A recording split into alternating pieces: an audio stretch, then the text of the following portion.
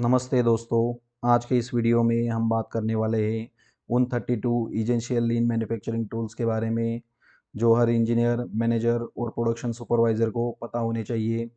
अगर आपको एफिशिएंसी बढ़ाना है या वेस्ट रिड्यूस करना चाहते हो और प्रोसेस को स्ट्रीमलाइन करना चाहते हो तो ये वीडियो आपके लिए बहुत ही इम्पोर्टेंट है। तो चलिए शुरू करते हैं पहले टूल से। तो लीन मैन्युफैक्चरिंग का पहला टूल है 5S। ये लीन का सबसे बेसिक और पावरफुल टूल है जो वर्कप्लेस को क्लीन, ऑर्गेनाइज्ड और एफिशिएंट बनाता है। 5S के 5 स्टेप्स है। पहला है शॉर्ट, ज़रूरी और बेकार चीज़ों को अलग करना और जो नहीं चाहिए उसे हटा देना। तो दूसरा है set in order. Her tool या पार्ट के लिए उसका स्पेसिफिक लोकेशन होना चाहिए और वो पार्ट उसी लोकेशन पे होना चाहिए। थर्ड स्टेप है शाइन यानी क्लीनिंग। इसमें डेली क्लीनिंग इन्वॉल्व है। डेली क्लीनिंग फॉर मशीन और एरिया। एंड चौथा है स्टैंडर्डाइज। सारे स्टेप्स को स्टैंडर्ड बना लो ताकि सब कंसिस्टेंटली फॉलो करें। और फिफ्थ है 5S की हैबिट्स बनाओ। डिसिप्लिन के साथ 5S को मेंटेन करना है लॉन्ग टर्म के लिए। और 5S सिर्फ सफाई के लिए नहीं है, ये एक कल्चर है जिससे प्रोडक्टिविटी बढ़ती है और सेफ्टी भी इम्प्रूव होती है।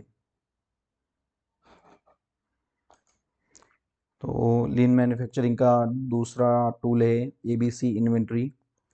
ABC इन्वेंट्री एनालिसिस में हम बेसिकली इन्वेंट्री को क्लासिफाई करते हैं 3 बेसिक कैटेगरीज में, A, B एंड C। तो कैटेगरी ए में आते हैं हाई वैल्यू आइटम्स जो एक्सपेंसिव होते हैं और इनका एक्यूरेट कंट्रोल ज़रूरी होता है। बी कैटेगरी में होते हैं मॉडरेट वैल्यू वाले आइटम जिन पे मॉडरेट कंट्रोल चाहिए। और सी कैटेगरी में आते हैं लो कॉस्ट आइटम्स जिन पे मिनिमम कंट्रोल ही काफ़ी होता है। तो ये कैटेगरी में लाइक माइक्रो कंट्रोलर्स, ECU और जो कि बहुत कॉस्टली होते हैं तो उस तरीके के मटेरियल आते हैं। बी कैटेगरी में जैसे वायरिंग हार्नेस हो गया, स्टैंडर्ड कनेक्टर्स या मीडियम ग्रेड फिक्चर्स और पार्ट्स हो गए। और लो कैटेगरी में आते हैं जैसे कि जिप टाइज, लेबल्स और स्टिकर्स और nut bolts, stationery items, pen markers. तो इस तरीके से होता है। तो इसमें बेसिकली हम ABC एनालिसिस से हमें ये समझ आता है कि किस आइटम्स को कितना कंट्रोल ज़रूरी है। तो थर्ड टूल है एंड ऑन। एक विजुअल सिग्नल सिस्टम है जो हमें रियल टाइम में प्रॉब्लम्स को इंडिकेट करता है, मोस्टली लाइट, साउंड या डिस्प्ले बोर्ड के थ्रू। मैन्युफैक्चरिंग फ्लोर में अगर किसी ऑपरेटर को इशू होता है, जैसे मशीन रुक गई हो या क्वालिटी इशू हो, तो वो एंड ऑन बटन प्रेस करता है।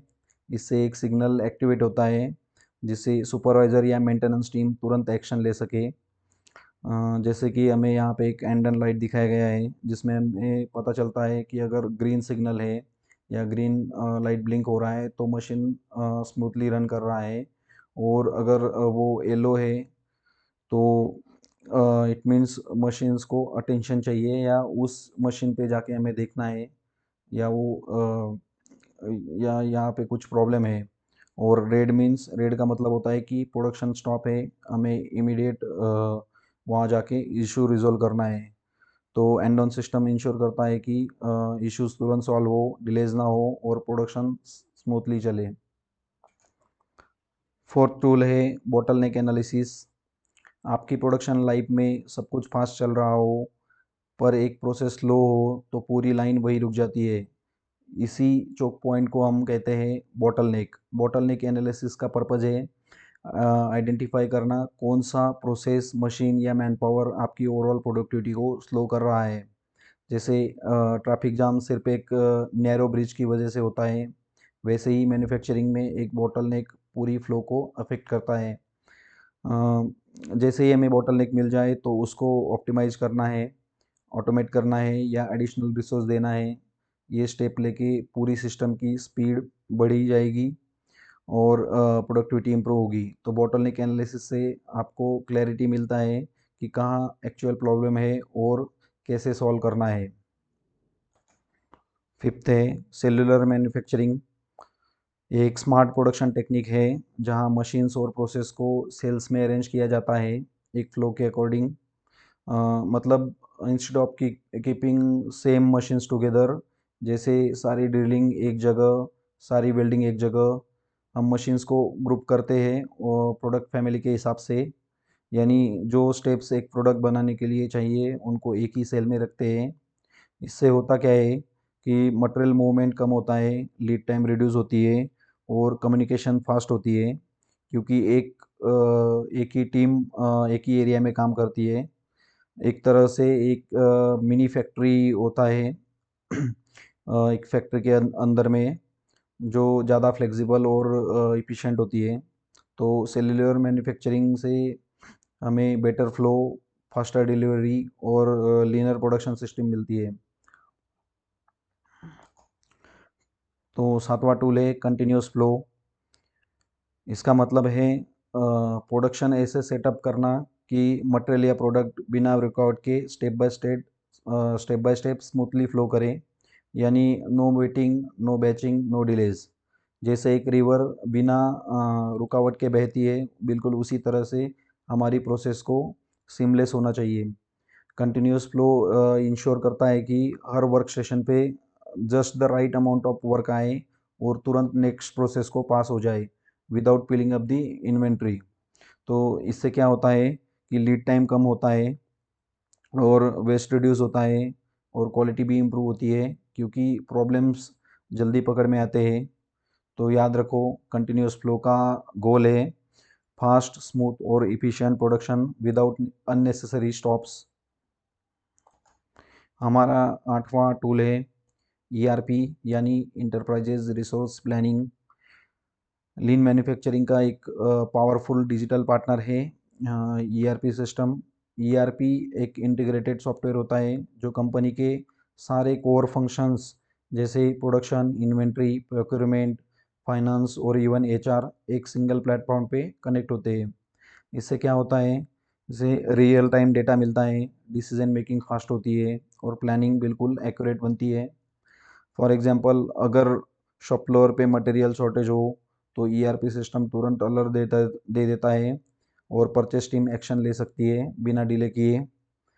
एसएपी, ओरेकल, माइक्रोसॉफ्ट डायनामिक्स, ये सब पॉपुलर ईआरपी सिस्टम्स हैं। तो ईआरपी से होता है कि बिजनेस ऑटोमेशन, विजिबिलिटी और लीन गोल्स अचीव करना बहुत ही ईजी हो जाता है।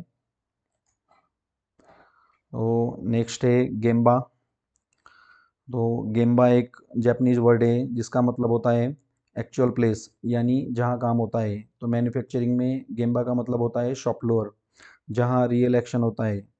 लीन के हिसाब से अगर आपको किसी प्रॉब्लम का सॉल्यूशन चाहिए तो ऑफिस में बैठ के गेस मत करिए, आपको गेम्बा जाना पड़ेगा, यानी शॉप फ्लोर में जाना पड़ेगा। वही जाके प्रोसेस को ऑब्जर्व करना है, ऑपरेटर से बात करनी है और असली रूट कॉज को समझना है। गेम्बा वॉक का पर्पस होता है प्रॉब्लम्स को डायरेक्टली देखना, वेस्ट आइडेंटिफाई करना और इम्प्रूवमेंट के आइडियाज़ लेना, ग्राउंड रियलिटी से कनेक्टेड रह के। तो याद रखो, बेस्ट सॉल्यूशन वही मिलते हैं जहाँ काम एक्चुअली हो रहा होता है, यानी गेम्बा पे। गो सी, आस्क वाई, शो रिस्पेक्ट। हमारा 10th टूल है हेजुन का। हेजुन का एक जापानीज टर्म है जो प्रोडक्शन लेवलिंग या प्रोडक्शन स्मूथनिंग को डिस्क्राइब करता है। इसका मेन पर्पज़ है प्रोडक्शन का फ्लो स्टेडी रखना, ताकि ओवर प्रोडक्शन या अंडर प्रोडक्शन ना हो। मतलब प्रोडक्शन को इवनली डिस्ट्रीब्यूट करके वर्कलोड या वीक में या पर डे अनबैलेंस ना हो। ये एक टेक्निक काफ़ी इम्पोर्टेंट है क्योंकि इससे वेस्ट रिड्यूस होता है और इफ़िशियंसी इंप्रूव होती है। प्रोडक्शन में फ्लक्चुएशंस कम होते हैं और अलग अलग मॉडल्स को बैलेंस करते हैं ताकि एक कंसिस्टेंट वॉल्यूम बन सके। हेजुगन से हम एक्सेस इन्वेंट्री को रिड्यूस कर सकते हैं, प्रोडक्शन रेट को स्टेबलाइज कर सकते हैं, लेबर और मशीन को इफ़िशिएंटली यूटिलाइज कर सकते हैं। तो अगर आपको अपने प्रोडक्शन प्रोसेस को स्मूथ और एफिशिएंट बनाना है तो आप हेजुका का यूज़ ज़रूर करें। उसके बाद है ओशिन कानरी। होशिन कानरी एक जापानीज़ मैनेजमेंट टेक्निक है जो स्ट्रैटेजी डिप्लॉयमेंट और गोल सेटिंग को इंश्योर करती है। इसका मेन पर्पज़ है ऑर्गेनाइजेशन के सभी लेवल्स पर एक कॉमन गोल हो जिससे सब लोग एक डायरेक्शन में काम कर सके। होशिन कानरी का प्रोसेस सिंपल है। सबसे पहले ऑर्गेनाइजेशन अपने लॉन्ग टर्म गोल्स को डिफाइन करता है, फिर उन्हें स्पेसिफिक मेजरेबल ऑब्जेक्टिव्स में ब्रेक करता है। ये ऑब्जेक्टिव्स फिर उन्हें स्पेसिफिक मेजरेबल ऑब्जेक्टिव्स में ब्रेक करता है। ये ऑब्जेक्टिव्स फिर हर डिपार्टमेंट या टीम तक कैस्केड होते हैं ताकि सबको पता हो कि उन्हें किस डायरेक्शन में काम करना है। इस टेक्निक का फ़ायदा ये है कि ऑर्गेनाइजेशन का फोकस क्लियर रहता है, रिसोर्सेज इफ़िशिएंटली एलोकेट हो सकते हैं, कंटिन्यूस इम्प्रूवमेंट को इंश्योर किया जाता है और टीम वर्क और कोलैबोरेशन बढ़ती है। तो अगर आप चाहते हैं कि आपका ऑर्गेनाइजेशन एक क्लियर विजन के साथ काम करे तो होशिन कानरी आपका एक बहुत अच्छा अप्रोच हो सकता है। तो नेक्स्ट है इशिकावा, जिसे इशिकावा डायग्राम कहते हैं या फिर फिशबोन डायग्राम भी कहते हैं। ये एक पावरफुल टूल है रूट कॉज एनालिसिस के लिए। इसका यूज़ तब किया जाता है जब हमें किसी प्रॉब्लम का असली रीज़न समझना होता है। इस डायग्राम का शेप मछली की हड्डियों की जैसे होता है, इसलिए इसे फिशबोन डायग्राम कहते हैं। सेंटर में लिखा होता है प्रॉब्लम यानी इफ़ेक्ट, और जो उसकी जो साइड की हड्डियाँ होती है यानी जो बोन्स होते हैं उनमें उनके कॉजेज़ लिखे होते हैं, जैसे कि मशीन कैटेगरी है, मैन कैटेगरी है या मटेरियल या मैनेजमेंट। जो भी कॉजेज़ है उनका इफ़ेक्ट होता है प्रॉब्लम। तो हमें प्रॉब्लम पता होता है और वो किस वजह से हो रहा है वो आइडेंटिफाई करने के लिए हम फिशबोन डायग्राम यूज़ करते हैं। तो ये टूल हेल्प करता है प्रॉब्लम्स को सिस्टमैटिक एनालाइज करने में, टीम डिस्कशन और ब्रेनस्टॉर्मिंग में क्लैरिटी लाने में, रियल रूट कॉज आइडेंटिफाई करने में, ताकि सिर्फ सिम्टम्स पे काम ना हो।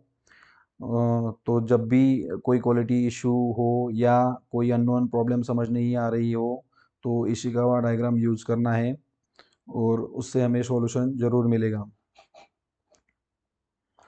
नेक्स्ट है जिडोका। जिडोका एक कोर कंसेप्ट है टोयोटा प्रोडक्शन सिस्टम का, जिसका मतलब होता है automation with the human touch.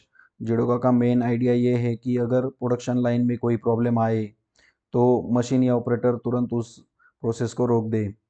इससे फॉल्टी प्रोडक्ट्स आगे नहीं जाते और प्रॉब्लम्स का रूट कॉज जल्दी आइडेंटिफाई होता है। जिडोका का दो चीज़ों पर फोकस करता है। मशीन में इतनी इंटेलिजेंस हो कि वो प्रॉब्लम डिटेक्ट कर सके और वर्कर्स एम्पावर्ड हो कि प्रोडक्शन रोक कर इश्यूज़ को फिक्स कर सके। तो इसके क्या फ़ायदा है? पहला है क्वालिटी इंप्रूव होती है, दूसरा रिवर्क और वेस्ट कम होता है और सिस्टम ज़्यादा रिलायबल बन जाता है। तो जिडो का सिर्फ ऑटोमेशन नहीं है बल्कि स्मार्ट ऑटोमेशन है जो क्वालिटी और एफिशिएंसी दोनों का ध्यान रखता है।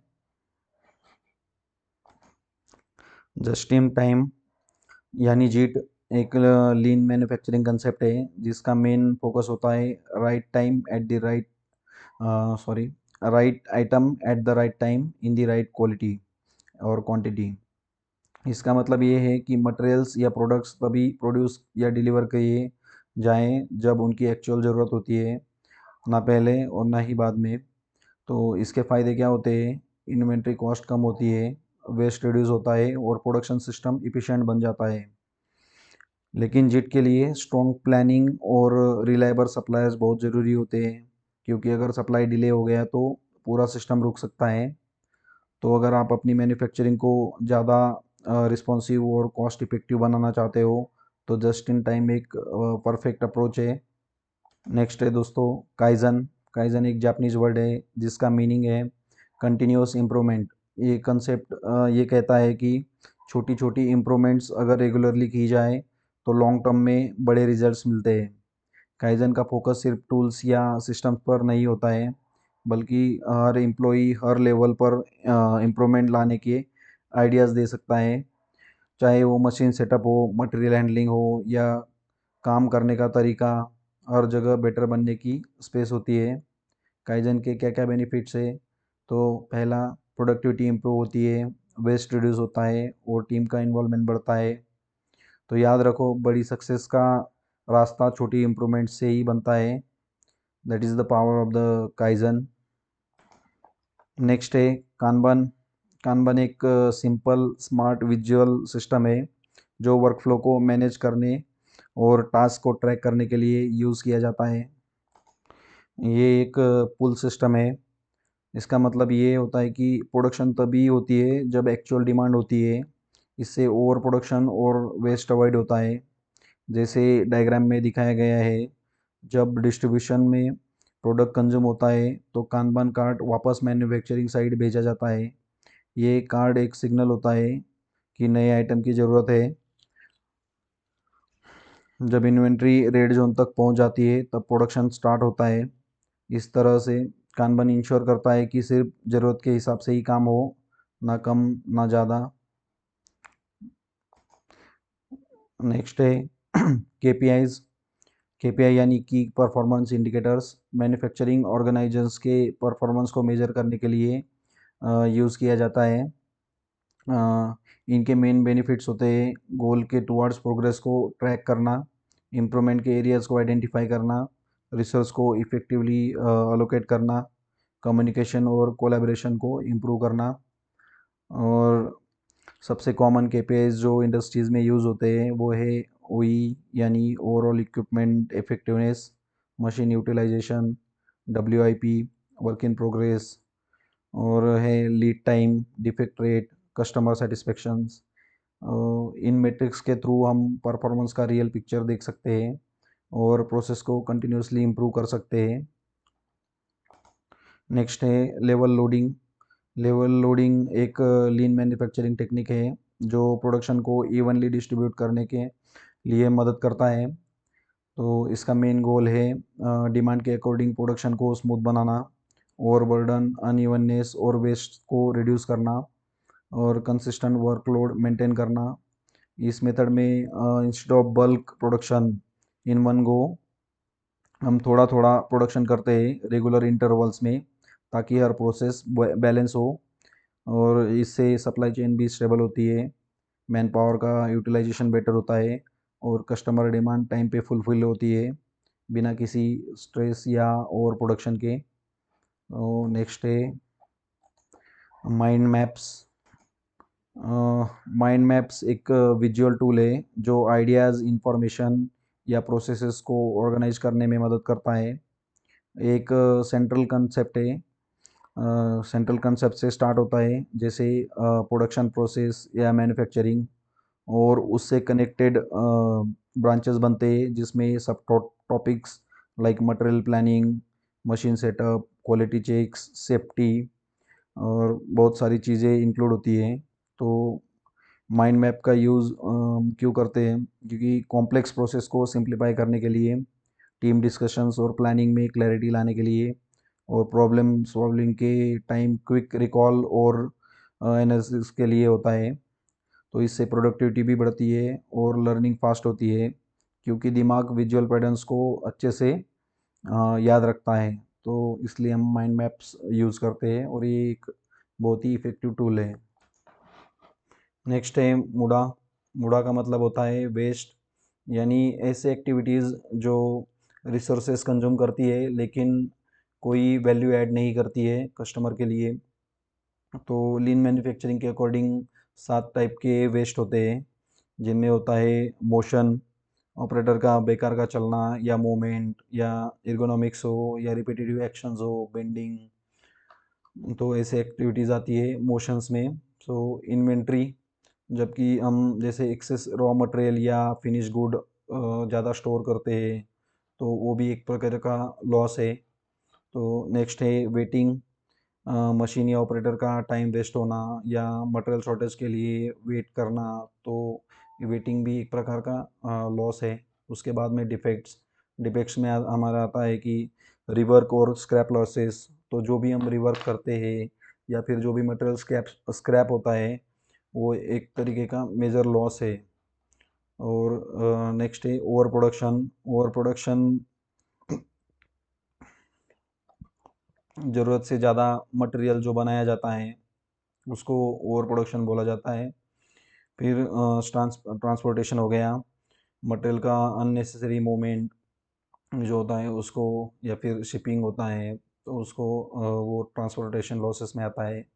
और उसके बाद होता है ओवर प्रोसेसिंग, ज़्यादा स्टेप्स या कॉम्प्लेक्स प्रोसेस होने से, या फिर रिपीटेटिव प्रोसेस करने से, एक ही प्रोसेस को दो बार परफॉर्म करने से ओवर प्रोसेसिंग लॉस होता है। तो इन सभी को आइडेंटिफाइड करके एलिमिनेट करना ही लीन का मेन गोल होता है, जिससे कॉस्ट रिड्यूस होती है और कस्टमर सेटिस्फेक्शन इम्प्रूव होता है। नेक्स्ट है ओई, यानी ओवरऑल इक्विपमेंट इफेक्टिवनेस। ओई एक मेट्रिक है जो मैन्युफैक्चरिंग प्रोसेस की इफ़िशियंसी को मेज़र करता है, मतलब कितने इफ़ेक्टिवली हमारे मशीन्स काम कर रहे हैं, यानी ये जानने का एक तरीका है। तो ओई को हम तीन चीज़ों के बेसिस पे मेज़र करते हैं। फर्स्ट है हमारा अवेलेबिलिटी, कितनी देर तक मशीन अवेलेबल थी और या रनिंग थी विदाउट एनी ब्रेकडाउन्स। और सेकंड है परफॉर्मेंस, मशीन ने अपनी फुल कैपेसिटी पे काम किया या नहीं। अगर स्पीड लो थी तो परफॉर्मेंस इम्पेक्ट करेगा। और थर्ड है क्वालिटी, जो जितने भी हमने प्रोडक्ट प्रोड्यूस किए हैं वो एज पर क्वालिटी नॉर्म्स है या नहीं, तो उससे हमारा ये क्वालिटी एक इंडिकेट करता है। तो इन तीनों को कंबाइन करके हम ओई परसेंटेज निकालते हैं। अगर ओई हाई है तो इसका मतलब है कि आपकी मशीन्स इफ़िशिएंट है या प्रोसेस इफ़िशिएंट है, और अगर लो है तो इम्प्रूवमेंट्स की ज़रूरत है। तो हम इन तीन फैक्टर्स में जो जो भी, या अवेलेबिलिटी या परफॉर्मेंस या क्वालिटी, इन तीनों में से जिस जगह पे लो रेशो है तो उससे हमें इम्प्रूव करना है। तो वही को ट्रेस करना हमेशा ज़रूरी है ताकि हम अपनी मशीन्स का ऑप्टिमम यूज़ कर सकें और ओवरऑल प्रोडक्टिविटी को बूस्ट कर सकें। उसका फॉर्मूला होता है कि good count into ideal cycle time divide by plan production time. Next है PDCA cycle, plan do check act cycle. एक साइकिल है जो कंटिन्यूस इम्प्रूवमेंट प्रोसेस को रिप्रेजेंट करता है। तो इसके चार मेन स्टेप्स है। सबसे पहले होता है प्लानिंग, आपको अपनी प्रॉब्लम्स को आइडेंटिफाई करना है और उसका सॉल्यूशन प्लान करना है। आपको ये सोचना होगा कि आप क्या अचीव करना चाहते हो और किस तरीके से काम करना है। तो सेकंड है जो अब जो प्लान बनाया है उससे इम्प्लीमेंट करना है, मतलब एक्शंस लेना है। ये स्टेप एक प्रोटोटाइप या पायलट टेस्ट भी हो सकता है, जहां आप अपने प्लान को स्मॉल स्केल पे अप्लाई करते हो। और थर्ड है चेक, वेरीफाई दी इफ़ेक्टिवनेस, जब आपने अपना काम कर लिया है तो आपको उसे इवेल्यूएट भी करना है। तो क्या आपने जो आप जो एक्सपेक्ट कर रहे थे वो अचीव हुआ है क्या। अगर कोई इम्प्रूवमेंट्स की ज़रूरत है तो आपको एनालिसिस करना है और इम्प्रूवमेंट्स करना है, जो भी इशू आ रहे हैं वो रिजॉल्व करना है। और फोर्थ है act implement the best solution. तो ये स्टेप्स हमने करने के बाद में हमें जो रिज़ल्ट आ रहे हैं, तो वो आपको जो जो भी रिज़ल्ट आ रहे हैं उसमें से बेस्ट सिलेक्ट करके उसको इम्प्लीमेंट करना है। तो यही पीडीसीए साइकिल है, और एक साइक्लिक प्रोसेस है जो आपको कंटिन्यूस इम्प्रूवमेंट की तरफ गाइड करता है। हर बार आप जब पीडीसीए साइकिल कंप्लीट करते हैं, आप अपने प्रोसेस को एक बेटर बना रहे होते हैं। तो ये है पीडीसीए साइकिल के बारे में। तो अभी हमारा है पोकायोके, मिस्टेक प्रूफिंग। पोकायोके एक जापानीज टर्म है जो मिस्टेक प्रूफिंग या एरर प्रिवेंशन के लिए यूज़ होती है। इसका मेन ऑब्जेक्टिव है कि हम प्रोडक्शन प्रोसेस में ह्यूमन एरर्स को मिनिमाइज़ करें और प्रोडक्ट क्वालिटी को इंश्योर करें। पोकायोके का मतलब है ऐसे सिंपल डिवाइस या टेक्निक का यूज़ करना जो प्रोसेस में मिस्टेक को प्रिवेंट करे, यानी ऐसे डिज़ाइन या मैकेनिज़्म बनाना जहां एरर्स होने का चांस ही ना हो। तो पोकायोके के दो मेन टाइप्स होते हैं, एक होता है कंट्रोल पोकायोके और दूसरा होता है वार्निंग पोकायोके। तो कंट्रोल पोकायोके में ये स्टेप या प्रोसेस को कंट्रोल करता है। जैसे अगर कोई मशीन रॉन्ग पार्ट यूज़ कर रही हो तो एक सेंसर या अलार्म एक्टिवेट हो जाता है जो ऑपरेटर को एरर बताता है। और वार्निंग पोकायोके में एक विजुअल या ऑडियो वार्निंग दिया जाता है जब कोई मिस्टेक होने वाली होती है, जैसे एक या लाइट या साउंड अलर्ट जो ऑपरेटर को बताए कि कुछ गलत हो सकता है। तो पोकायोके का यूज़ करने से प्रोडक्शन प्रोसेस में डिफेक्ट्स कम हो जाते हैं और क्वालिटी इंप्रूव होती है। इससे कॉस्ट भी रिड्यूस होती है और कस्टमर सेटिस्फेक्शन भी बढ़ता है, क्योंकि फाइनल प्रोडक्ट ज़्यादा रिलायबल होता है। तो पोकाई के इम्प्लीमेंट करने के स्टेप्स है, जैसे डिस्क्राइब करना, locate, analyse, root cause, devise and implement.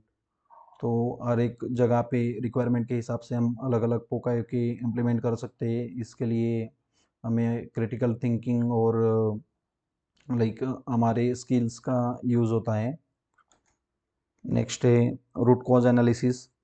एक प्रोसेस है जो किसी भी प्रॉब्लम के असली कारण को आइडेंटिफाई करने के लिए यूज़ होती है। जब कोई इशू या डिफेक्ट होता है तो हम उसके सिम्टम्स को सॉल्व करते हैं, लेकिन रूट कॉज एनालिसिस से हम उस प्रॉब्लम के पीछे का असली रीज़न समझते हैं, ताकि लॉन्ग टर्म सॉल्यूशन मिल सके।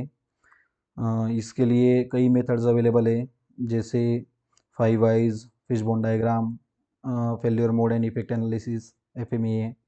तो रूट कॉज एनालिसिस करने के लिए हम सिर्फ एक टेम्पररी फिक्स नहीं करते हैं, बल्कि हमें परमानेंट सॉल्यूशन इम्प्लीमेंट करना होता है। तो ये अप्रोच मैन्युफैक्चरिंग, क्वालिटी कंट्रोल और हेल्थ केयर सब जगह पे यूज़ किया जाता है। तो इसके रोज कॉज एनालिसिस के ये स्टेप्स है: realize the problem, gather data, determine possible causal casual factors, identify the root cause, recommended and implement the solution. Next है single minute exchange of dies, यानी SMED। एक टेक्निक है जो मैन्युफैक्चरिंग में setup time को minimise करने के लिए यूज़ होती है। SMED का गोल होता है कि हम अपने इक्विपमेंट का setup time single digit minutes में कंप्लीट करें, यानी 10 मिनट के अंदर ये होना चाहिए। इसका मेन कंसेप्ट ये है कि हम सेटअप टाइम को रिड्यूस करके प्रोडक्शन इफ़िशियंसी को बढ़ाए। सेटअप टाइम को रिड्यूस करने के लिए SMED को 4 बेसिक स्टेप्स में डिवाइड किया जाता है। पहला है separate internal and external activities. दूसरा है convert internal activities to external. तीसरा है स्ट्रीमलाइन इंटरनल एक्टिविटीज़। और चौथा है स्टैंडर्डाइज द प्रोसेस। तो SMED का इम्प्लीमेंटेशन से प्रोडक्शन टाइम रिड्यूस होता है, फ्लेक्सिबिलिटी बढ़ती है और इन्वेंट्री लेवल्स भी ऑप्टिमाइज हो जाती है। इस टेक्निक से आप अपने प्रोसेस को और भी एफिशिएंट बना सकते हैं। SMED को सक्सेसफुली इम्प्लीमेंट करने के लिए कुछ की एलिमेंट्स होते हैं जो हर SMED इवेंट में इम्पोर्टेंट रोल प्ले करते हैं, जैसे सपोर्ट। SMED इवेंट के लिए मैनेजमेंट और टीम का फुल सपोर्ट होना ज़रूरी होता है। अगर मैनेजमेंट का सपोर्ट नहीं होगा तो रिसोर्सेज और ट्रेनिंग को इम्प्लीमेंट करना मुश्किल हो जाएगा। उसके बाद आता है पीपल। स्किल्ड और ट्रेन पीपल होना बहुत ज़रूरी है। उसके बाद है कम्युनिकेशन। क्लियर और इफेक्टिव कम्युनिकेशन को इंश्योर करना है, ताकि सभी स्टेक होल्डर्स और या फिर मेंबर्स, इंक्लूडिंग ऑपरेटर्स और सुपरवाइज़र, SMED इवेंट की गोल्स और प्रोसीजर को समझना बहुत ज़रूरी है और उसे फॉलो करना बहुत ज़रूरी है। उसके बाद होता है इक्विपमेंट और सप्लायर्स। SMED के मेन इक्विपमेंट्स और सप्लाईज को प्रॉपरली ऑर्गेनाइज करना पड़ता है। टूल्स और मटेरियल्स को इजीली एक्सेसिबल और रेडी करना ज़रूरी है, ताकि सेटअप प्रोसेस में टाइम वेस्ट ना हो। और लास्ट है स्कोप्स। SMED इवेंट का लाइक स्कोप डिफाइन करना भी बहुत इंपॉर्टेंट है। आपको ये डिसाइड करना होता है कि किस प्रोसेस या मशीन को टारगेट करना है और कितना टाइम रिडक्शन पॉसिबल है। स्कोप क्लियर होना चाहिए ताकि इफर्ट्स फोकस में रहे।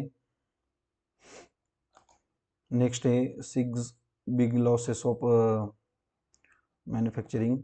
तो इसमें क्या होता है कि मैन्युफैक्चरिंग इंडस्ट्री में 6 सबसे बड़े लॉस होते हैं जो इफ़िशियंसी को सेवरली अफेक्ट करते हैं। और ये लॉसेस जनरली इक्विपमेंट रिलेटेड होते हैं और इन्हें एलिमिनेट करके ओवरऑल परफॉर्मेंस को इम्प्रूव किया जा सकता है।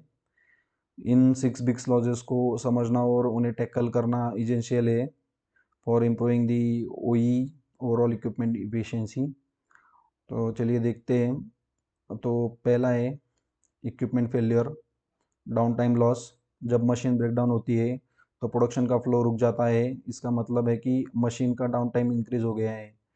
और एक मेजर लॉस है जो प्रोडक्टिविटी को डायरेक्टली इम्पेक्ट करता है। उसके बाद में होता है सेटअप एंड एडजस्टमेंट लॉसेस। तो सेटअप टाइम और मशीन एडजस्टमेंट टाइम काफ़ी ज़्यादा हो सकता है जो प्रोडक्शन को डिले करता है। इस लॉस को मिनिमाइज़ करने के लिए हम एसएमईडी यूज़ करते हैं। और तीसरा है आइडलिंग एंड माइनर स्टॉपेज।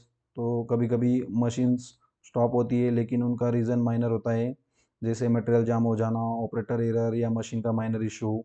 ये छोटे स्टॉप्स होते हैं लेकिन ये कम कम कम्युलेटिव करने के बाद में ये बहुत बड़ा लॉस हमें सामने आता है कि बहुत ज़्यादा प्रोडक्टिविटी इससे हैम्पर होती है।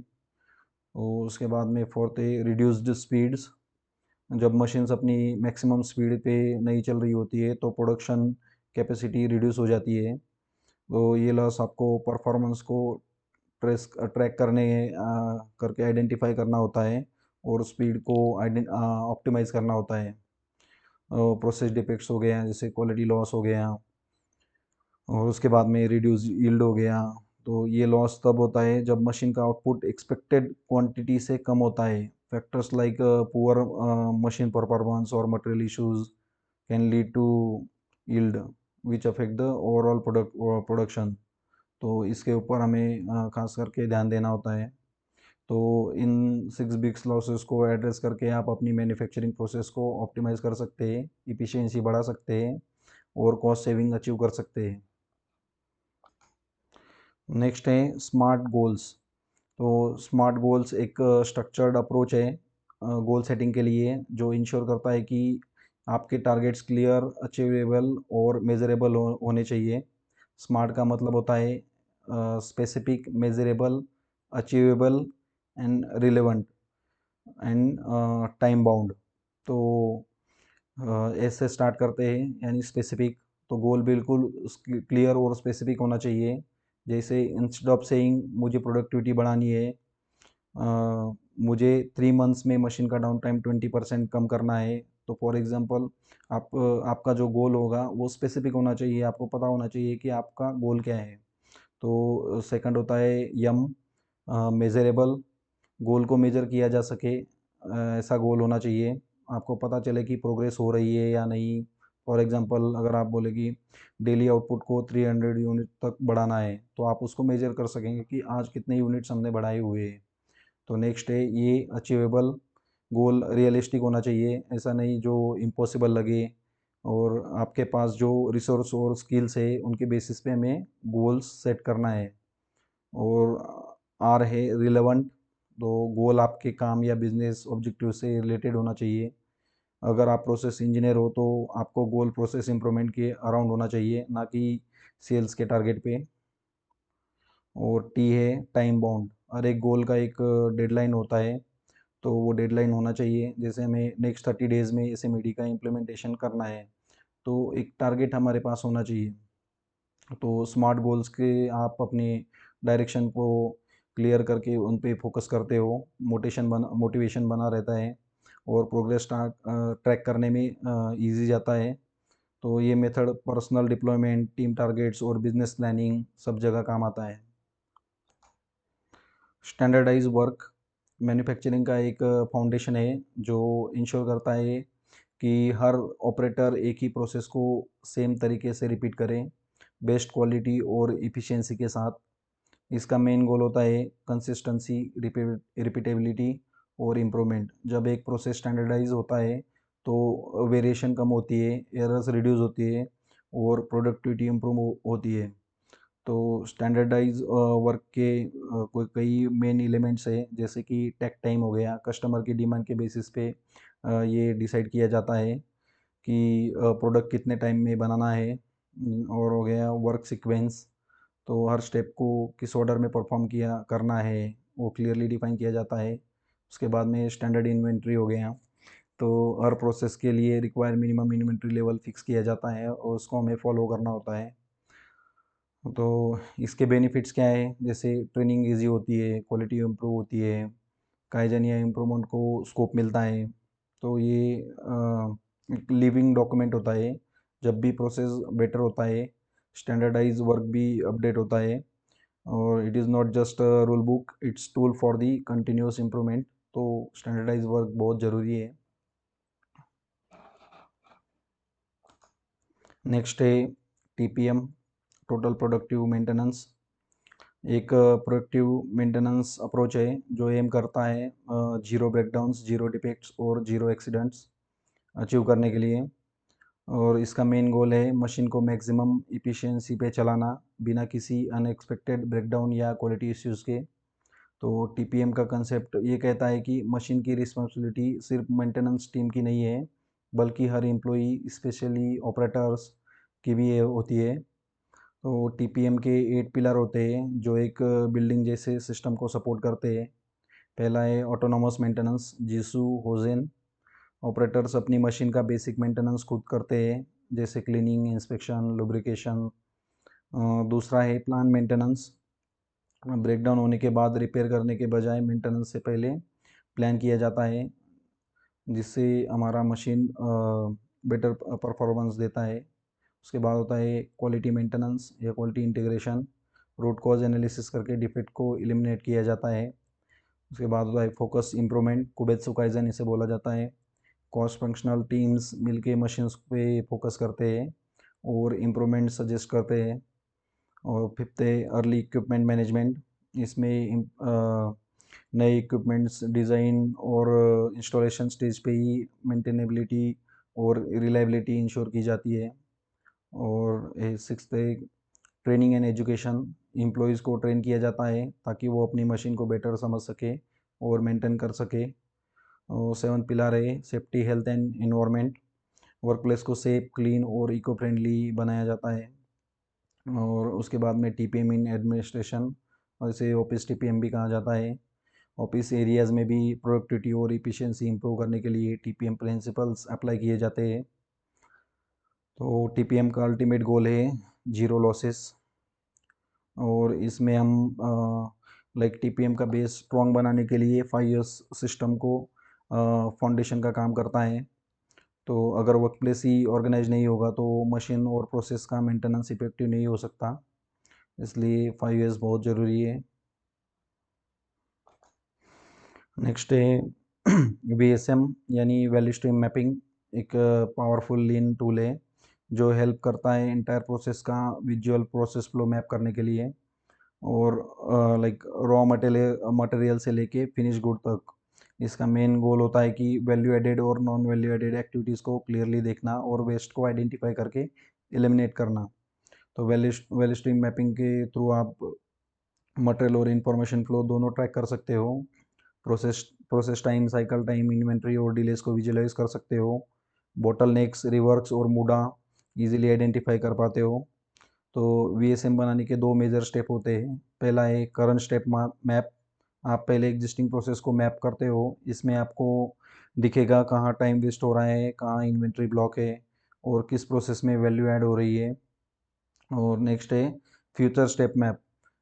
फिर आप डिज़ाइन करते हो कि एक आइडियल प्रोसेस जिसमें मिनिमम वेस्ट हो, फ्लो स्मूथ हो और कस्टमर डिमांड इफेक्टिवली मीट हो। तो VSM से क्लैरिटी मिलती है और टीम का अलाइनमेंट होता है कि इम्प्रूवमेंट कहाँ करनी चाहिए।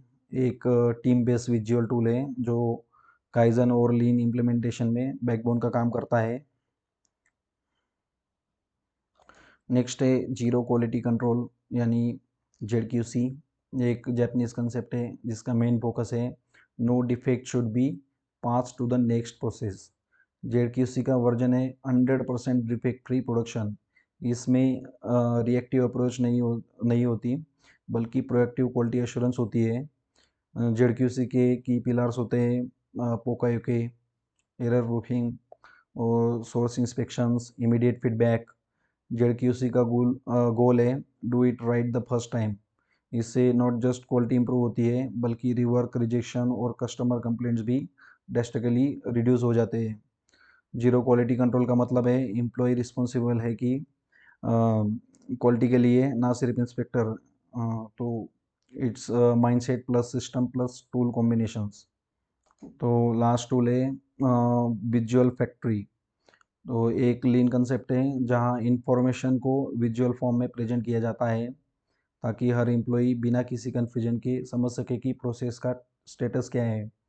सिंपल लैंग्वेज में बोले तो जो दिख रहा है वो समझ में आना चाहिए बिना किसी पूछताछ के। तो विजुअल फैक्ट्री के कॉमन टूल्स होते हैं and on lights, floor marking and science, production boards, SOP displays, shadow boards. इसके तीन स्ट्रॉन्ग प्रिंसिपल्स है, जैसे विजिबिलिटी, सब कुछ क्लियरली दिखना चाहिए, machine status, work instructions, targets या प्रॉब्लम्स। सेकंड है कम्युनिकेशंस, विजुअल टूल से सबको कॉमन अंडरस्टैंडिंग मिलती है जिससे वर्बल एक्सप्लेनेशन की ज़रूरत कम पड़ती है। और थर्ड है कंटिन्यूस इम्प्रूवमेंट, जब प्रॉब्लम्स और गैप्स क्लियरली दिखेंगे तभी उन्हें इम्प्रूव किया जा सकता है। तो ये कंटिन्यूस इम्प्रूवमेंट्स के लिए भी हेल्प करता है। तो विजुअल फैक्ट्री का अल्टीमेट गोल है see the process, know the status and take immediate actions. जब विजिबिलिटी क्लियर होती है, कम्युनिकेशन फास्ट होती है और इम्प्रूवमेंट माइंडसेट होता है, तब एक ट्रूली प्रोडक्टिव और रिस्पॉन्सिव फैक्ट्री कल्चर डेवलप होता है। थैंक यू फ्रेंड्स, आज के लिए इतना ही। धन्यवाद।